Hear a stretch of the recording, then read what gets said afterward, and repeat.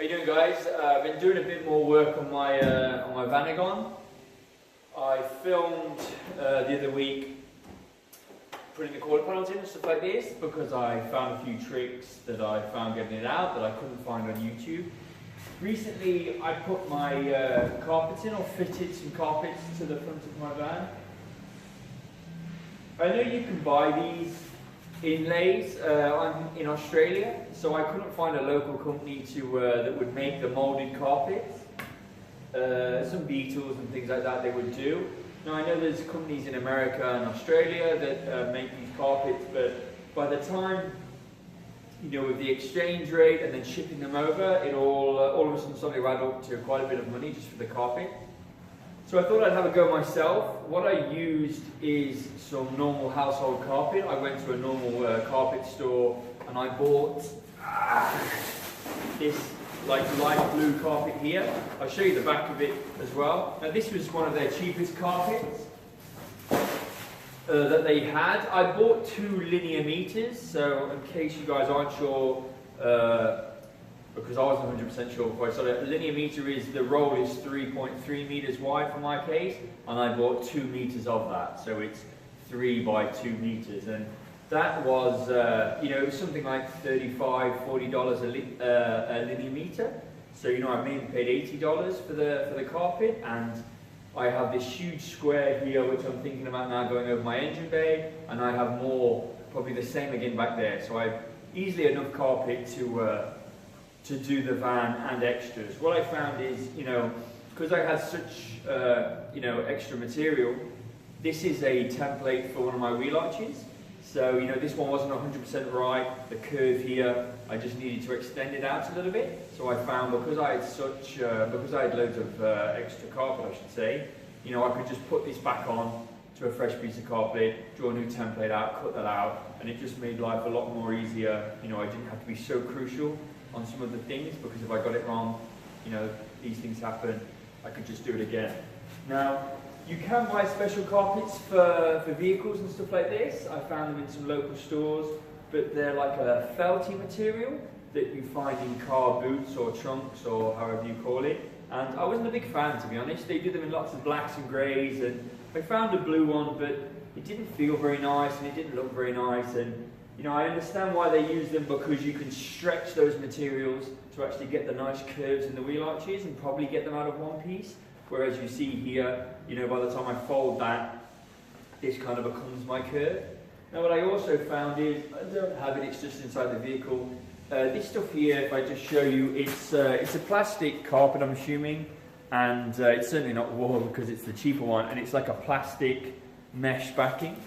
Now what I found is, this actually was pretty useful because I still wanted a bit of a curve. You know, this made a curve here, but this is still like dome shaped. And I found with a heat gun, I could heat up the back of this carpet, only from the back, obviously not from the front, otherwise you would kind of singe and melt your mesh, your fabric, whatever you call this.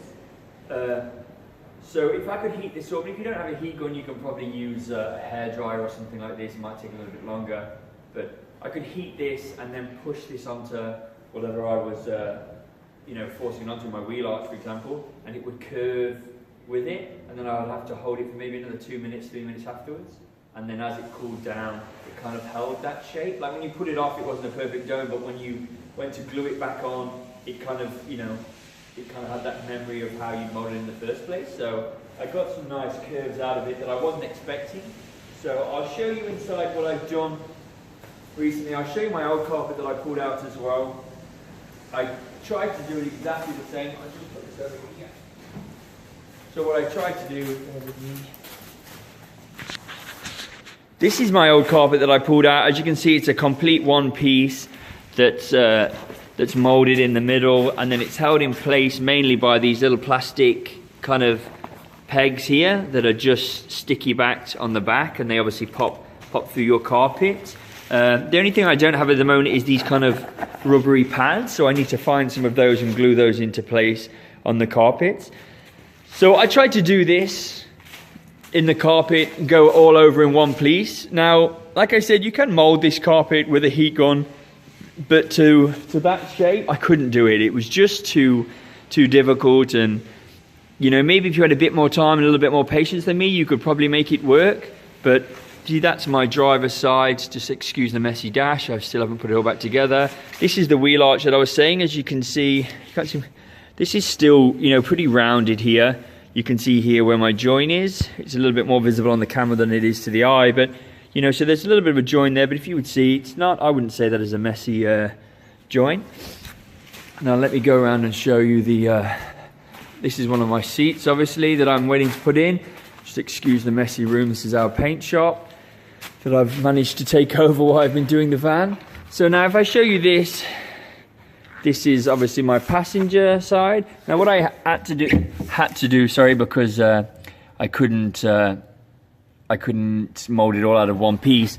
This section here is one piece. The actual section here that hooks over, that is one piece. And then my footwell is actually the same piece that molds up and over into my center console. And in the middle here, I'll have maybe a join from my driver's to my passenger's footwell, but it's hidden by this plastic cover so you can't notice. And you can see this is a pretty round, curvy edge, and then also into the top. But you see from a distance, you know, obviously here in the middle, I've still got to get the rubber mats to put in place. What I did do is, I don't have any sewing experience, but we do have a machine here at my work. So I just got a quick 101 lesson. I don't know if, you know, maybe you're better at it, and sewed some edging onto here just so it would look a bit neater on my footwell. And also because you have to lift on my side, the passenger one, because obviously one of my filler bottles is here. You can see here some of my old marks. I maybe need to put a bit of paint or something on that. And what I did do is, you see here, I took one of the old plastic tabs out of my original carpets, and what I'll do is I'll glue that down to the base there, and that will hold my carpet into place. So as you can see here, the wheel arch is curved, and I can show you roughly, you know, this is my, moving around quite a bit. This is my template that I was holding earlier. As you can see, this is how I would line it up with the join there, and then I would just bend this around, and then those two corners meet. And what I focus a lot on is this edge here, you know, because this is the corner that you will see. You see over here, the join, that's what you see when you're getting in and out. So I try to pay a lot of attention to that so I get a nice neat join. I also did around my seat boxes. So the front is one piece that has a join here, only because they have these metal, almost like panels that bend out, so you can hook the carpet behind to make it a nice neat job. They have those on the top as well. And what I did here is hook it over my my battery box or behind the seat. So obviously that also hides the hinge pretty nicely as well, and it'll go into the back of my seat. Now what I originally did was leave these gaps at the back, because I thought that's actually where my seat would slide back. I didn't want to put carpet here in case it would catch on the seat runners. I later found out when I grabbed one of my seats and fitted them in that it actually didn't go back that far. You know, I was maybe overestimating a little bit. So what I did do, and I've done this just today, is out of one of my scraps, I just made some little joiners here. Obviously there's a gap here because your lid has to open up. But as you can see, you know, there is a join here around the edge. It's exactly the same as I did there. And all I did with this is, let me use this offcut for example.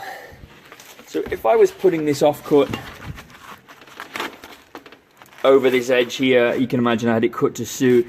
Now if you see that join there to there, that's not a neat join. You can see all the underlay and all the rest of this, whereas if you see on the other side, so let me spin you the right direction, you see on the other side that you can't actually see that. So what I did is, once I cut my template to suit and made it obviously a little bit bigger, then all I did was I heated up the back of my carpet, then I bent this round. So it almost made, let me see if I can do it. I bent this round like so and heated that. So it kind of, if you see from the side, it's got a little bit of a hook to it.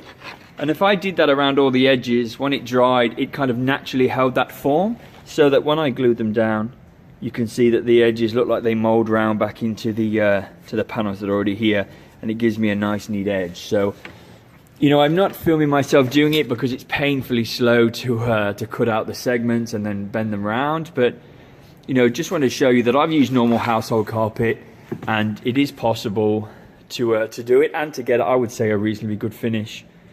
you know, other than paying, you know, for me it was looking into like $1,000 or something for carpet. Seemed a little bit impractical, you know. So this is what I did, and this is the heat gun I use. Obviously just a generic heat gun, so you don't have to go too fancy with that. Now what I'll obviously do as well is with the excess I'll probably cover all my engine bay here at the back so that all matches, and I think in the middle I'll probably do a wooden floor, but that's kind of you know, it's got nothing to do with the carpets. So this is what I used. I just wanted to let you guys just see what I used, because again I tried to watch some videos of people. I'll just put the camera back. I tried to find some videos of people fitting their carpet to see if they use normal household carpet, because a lot of people said to me, oh no, you know, I went to a company who fits out the carpets and they said, oh no, you can't use normal carpet and the wheel arches, you have to use this other stuff, and because it bends and stretches, which is the case, you know, maybe you wouldn't have to have this join in the middle, but if you're very careful with how you cut it and again how you glue it, if you just use that technique like I said, that just bend around the lip a little bit so it hooks in, that when they meet up in the middle, you know, if you take your time, and I didn't spend terribly long, this whole carpet probably took me 2 evenings, I would say, from drawing out the template. The good thing is that other than the passenger and the driver's footwell, because you obviously have your steering column that goes through on your driver, so you have to make kind of a hole and a line going up so you can hook it around, which you obviously don't have to do on your passenger side. Everything else is symmetrical. So once I've got my template right for my passenger side, which is the side I started on, I just flipped it over, double checked it on the driver's side. It worked exactly, you know, it worked exactly the same. It worked just as good. So I could literally just flip this thing upside down, lay it on another piece of carpet, draw it out, cut the template, and I was done. So a lot with the seats as well, it's exactly the same. So, you know, it took me maybe an hour to get this template right, but once I got this template, you know, I've got 2 wheel arches done. So what I use for glue, I'll just show you, bear with me.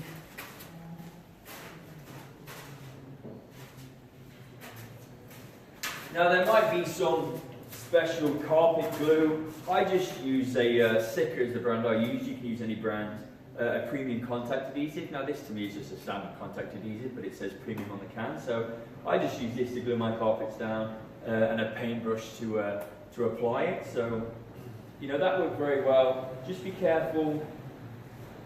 The order that I did them is I did the front wall of my cab first and then the base last, just because I didn't want to be gluing up on the edge and then any kind of leftover glue running down onto my foot pads or onto my base carpets if I did them first. So I don't know if that's you know, the best way to do it, but that's what I did.